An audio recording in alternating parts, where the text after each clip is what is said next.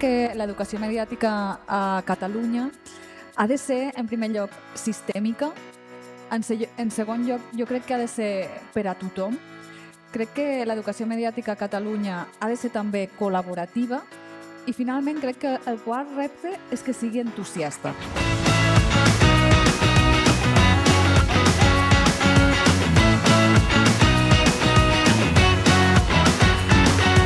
We don't want students to be cynical about the information that they're seeing, but we want them to ask questions. We want them to wonder about if it's a credible source or not.